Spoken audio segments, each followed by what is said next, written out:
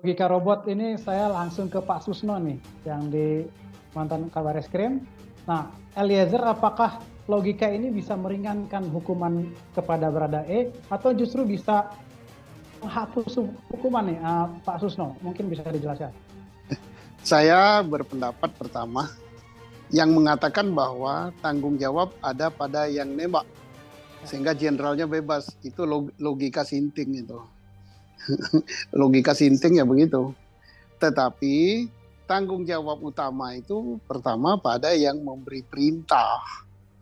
Yang kedua, apalagi yang memberi perintah ikut nembak. Jadi tanggung jawabnya double garden. 4 roda berputar. Yang kedua, apakah Eliezer dapat keringanan? Ya jelas, karena otaknya bukan dia ya. Kemudian posisi dia, tadi Pak Ponto sudah jelaskan, ditambah lagi posisi hukum bahwa dia adalah justice kolaborator. Nah, ada juga dimintakan ahli, apakah sah justice kolaborator itu ditetapkan oleh LPSK. Ini kan memperpanjang tali kelambu namanya. Ngulur-ngulur waktu. Wong itu udah memang tugasnya dia kok. Nah, dimintakan juga keterangan ahli gitu. Inilah irama daripada penasihat hukum dan irama terdakwa gitu. Hanya menunggu tanggal 9 Januari putus nggak? Diperpanjang istimewa apa enggak? Kalau enggak, ya keliaran lagi di luar. Kalau udah di luar lain cerita gitu. Jadi gitulah. Jadi sependapat dengan Pak Ponto, kalau si Baradae ringan, ya jelas ada hal-hal yang meringankan, ada 2 yang meringankan dia. Bisa 3 ya, karena dia masih muda, bisa 4 karena dia berterus terang, bisa 5 juga karena dia ksatria gitu. Ini jadi hakim akan hatinya mungkin akan anak ini baik gitu. Karena hakim kan manusia juga dia. Oke, ini ada juga kepingan terakhir yang mungkin patut kita diskusikan di sini. Saya ke Pak Febri yang soal lie detector bukan alat bukti. Nah, apakah bisa seperti itu nih, Pak Febrian? Soalnya kan beberapa kali Sambo, Putri itu skor lie detektornya sangat besar gitu. Nah, mungkin bisa tanggapannya Pak Febri. Baik, Bang Wandi, terkait lie detector, yang pertama menolak adalah kami dari tim kuasa hukum. Juga Pak Susno waktu itu sempat membantah bahwa ini bukanlah merupakan alat bukti. Namun bantahan kami tersebut bukan berarti tidak mengandung arti. Dalam hal ini ingin mencoba mengetes ombak bagaimana reaksi ketika dalam persidangan. Faktanya mereka mengikuti kami bahwa lie detector ini bukan alat bukti. Itu esensi kami bukan ke arah sana. Karena kenapa? Kami tidak ingin diributkan ibaratnya rame dengan sebuah mesin. Karena seseorang yang mungkin yang sudah terbiasa menggunakan alat tersebut bisa dengan mudah mungkin mengendalikan daripada mesin tersebut. Namun esensinya bukan ke sana. Kami hanya ingin melihat reaksi daripada para terdakwa ini ataupun daripada tersangka waktu itu. Apakah dia akan mengikuti alur kami bahwa itu bukan lie detector, ini bukan sebuah tes kejujuran dan menjadi alat bukti, atau justru menjadi alat bukti. Nah, yang terjadi faktanya di persidangan mereka menolak itu bukan merupakan alat bukti dan itu tidak sah. Di sini ada poin yang menarik adalah bahwa para anggota Polri ini yang terlibat, mereka tidak mempercayai institusinya ketika memiliki alat tersebut. Padahal kita ketahui beliau sebelum menjadi polisi ini juga sebagai serse di situ. Harusnya beliau juga lebih paham dan lebih mengetahui, dan beliau juga pasti menggunakan alat tersebut untuk mengungkap sebuah tindak pidana. Kok tidak dipercayai? Ini kan sebuah hal yang lucu. Beliau salah, tidak melihat bahwa ini akan dibuktikan dengan keterangan ahli yang akan menjelaskan. Nah, ahli ini menerangkan ketika sebuah alur tersebut tidak sesuai dengan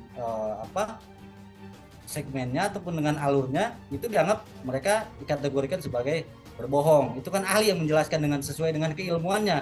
Karena ahli yang menjelaskan di persidangan menjadi sebagai alat bukti, kami menghormati dan mempercayai hal tersebut. Kembali lagi kepada para terdakwa, terserah apakah akan mempercayai ahli tersebut atau akan mempertentangkan terkait lie detektornya. Karena yang kami pegang adalah keterangan daripada ahli sebagai alat bukti. Prof. Agus, mungkin bisa dikomentari untuk lie detector atau tes poligraf ini. Bisakah sebagai alat bukti atau sangat lemah atau justru seperti apa nih Pak atau Prof. Agus? Enggak, begini. Pertama kan itu tidak bisa berdiri sendiri. Lie detector tidak bisa berdiri sendiri. Artinya bahwa itu adalah tool kan. Tool atau alat yang digunakan apakah untuk kemudian seorang ahli menyampaikan keterangan ahlinya. Namun memang yang dikualifikasi sebagai alat bukti kan keterangan ahlinya. Contoh misalkan ahli forensik ya. Ahli forensik tentu ketika misalkan dia memastikan bahwa si korban ini meninggal karena faktor apa, itu kan pasti ada metode-metode atau ada alat-alat yang dipergunakan. Nah, oleh karena itu ketika hal itu disampaikan di persidangan dan kemudian ditumpah sesuai dengan persyaratan-persyaratan baik itu formal kemudian dan lain-lain ya, bahwa ini bisa dikualifikasi sebagai satu alat bukti dengan catatan yang alat buktinya bukan lie detectornya tapi keterangan ahlinya itu. Apakah kemudian nanti hakim menilai bahwa ini adalah bisa dikualifikasi sebagai satu alat bukti apa tidak, itu hakim kembali lagi kepada hakim yang menilai. Jadi sekali lagi itu tool. Tapi di dalam perkembangan yang sekarang ini kan alat elektronik, alat bukti elektronik kan juga bisa dijadikan sebagai satu alat bukti juga. Yang berdasarkan putusan Mahkamah Konstitusi kan sudah memasukkan hal itu. Tentu perkembangan yang lainnya ya pada prinsipnya ini kan adalah yang sebenarnya kan yang tadi saya sampaikan dari awal, saya selalu mulai dengan ini faktanya sudah jelas, sudah terang benderang, ada korban meninggal dunia, tinggal ini karena apa? Karena 338 atau karena memang 340. Udah itu aja sebenarnya, sederhananya seperti itu. Kalau memang 338 ya berarti yang perencanaannya itu tidak bisa dibuktikan. Tapi kalau memang 340 berarti kan perencanaannya dibuktikan. Kan begitu saja. Saya tidak mau mendahului karena saya tidak elok Pak Susno kalau saya mendahului. Tapi kalau Pak Susno mendahului, karena saya akademisi Pak, saya harus benar-benar posisinya adalah objektif. Saya tidak mau berada dalam satu pusaran tertentu. Maka saya harus menyampaikan apa yang seharusnya dilakukan oleh majelis hakim supaya majelis hakim itu benar-benar bisa mewujudkan hasil putusannya, hasil vonisnya itu secara adil.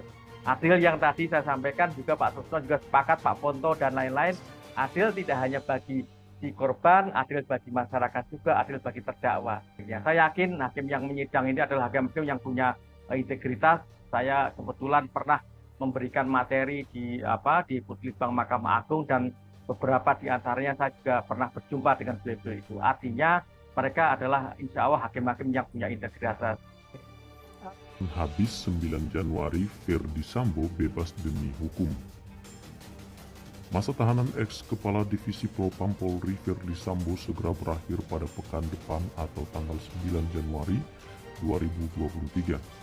Ferdi Sambo saat ini telah berstatus terdakwa dan sedang menjalani persidangan dalam perkara pembunuhan Brigadir Nofriansah Yosua Huta Barat.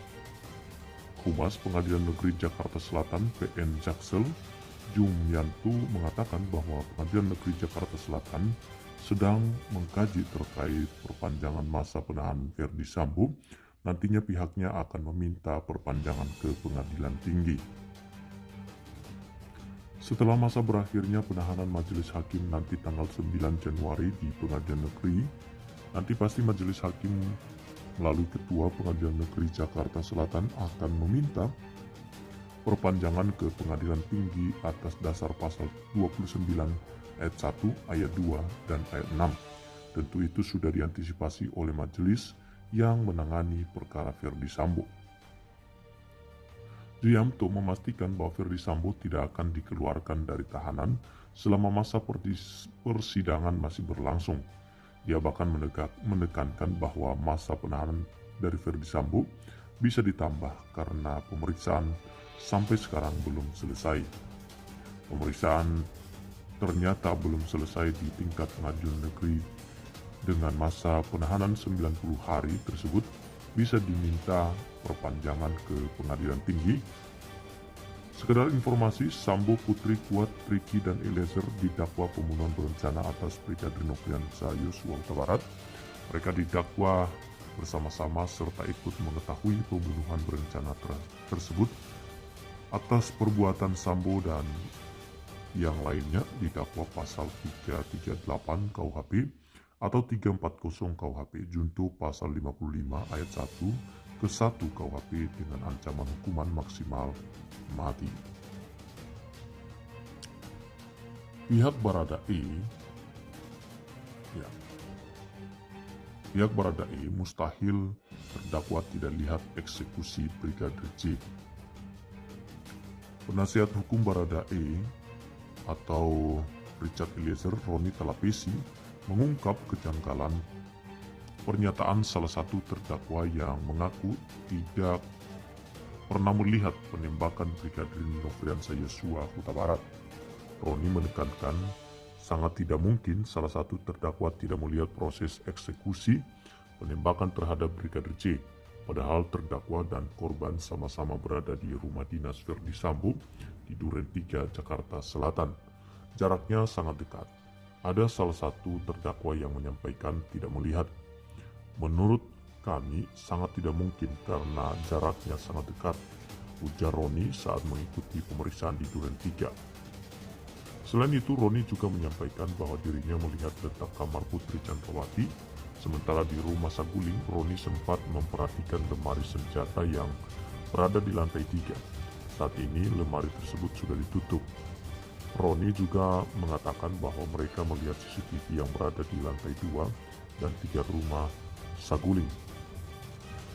Terkait rumah Saguling yang menjadi sorotan kami, tidak ada CCTV di lantai 2 dan lantai 3. Tadi majelis hakim sudah melihat langsung ya bahwa ada CCTV sebenarnya, tutur Roni. Sebelumnya tim majelis hakim Pengadilan Negeri Jakarta Selatan tiba di tempat kejadian perkara TKP pembunuhan Brigadir Nofriansah atau Brigadir J. Berdasarkan pantauan bisnis di lokasi tim jaksa dari Pengadilan Negeri Jakarta Selatan datang terlebih dahulu pada pukul 13.52 di rumah Saguling 3. Setelah jaksa, kemudian pihak penasihat hukum Barada Richard Eliezer atau Baradae, yaitu Roni Talapesi, datang ke lokasi dan dilanjutkan kedatangan penasihat hukum Kuatmaruf yaitu Irwan Iriawan. Selang beberapa menit kemudian giliran penasihat hukum Ricky Rizal yaitu Erman Umar yang mendatangi lokasi kejadian dan dilanjutkan dengan kedatangan dari Arman Hanis sekaligus penasihat hukum dari Sambo. Jelang pukul 2:30 sore atau pukul 14.20 barulah majelis hakim yang menyidangkan kasus pembunuhan Brigadir J datang ke lokasi Saguling, rumah Saguling 3. Oke, cukup rumit ya ini kasusnya. Kita harapkan secepatnya akan ada putusan hakim dan menemukan titik terang dari sebuah putusan. Apa yang akan diputuskan oleh hakim, itulah yang akan nanti menjadi keputusan terbaik ya. Oke. Kita lihat di sini teman-teman, ada satu berita lagi yang disampaikan di bisnis.com. Ada pajangan miras saat hakim periksa isi rumah Verdi Sambo. Nah, ini dia ya. Tim Majelis Hakim Pengadilan Negeri Jakarta Selatan yang menyidangkan kasus pembunuhan Brigadir J telah selesai memeriksa rumah Verdi Sambo di Jalan Saguling 3 dan Duren 3, Jakarta Selatan. Dari pantauan TV Pool, hakim sempat melewati rak panjang berisi minuman keras berbagai jenis dan merek di dalam rumah Verdi Sambo di Jalan Duren 3. Namun demikian, pemeriksaan di rumah Duren 3 tidak lama, hanya sekitar 15 menit. Setelah itu rombongan langsung meninggalkan lokasi tanpa memberi pernyataan. Adapun tim Majelis Hakim Pengadilan Negeri Jakarta Selatan tiba di tempat kejadian perkara TKP pembunuhan Brigadir Nofriansah Yosua Huta Barat pada hari Rabu. Berdasarkan pantauan di lokasi, tim jaksa dan Pengadilan Negeri Jakarta Selatan datang terlebih dahulu pada pukul 1 atau 13.52 di rumah Saguling 3. Setelah jaksa, kemudian pihak penasihat hukum Barada Richard Eliezer atau Baradae yaitu Roni Talapesi datang ke lokasi dan dilanjutkan kedatangan penasihat hukum Kuatmaruf yaitu Irwan Iriawan. Selang beberapa menit kemudian giliran penasihat hukum Ricky Rizal yaitu Erman Umar yang mendatangi lokasi kejadian. Jelang pukul 2:30 sore atau pukul 14.20 WIB, barulah majelis hakim yang menyidangkan kasus pembunuhan Brigadir J datang ke lokasi rumah Saguling 3.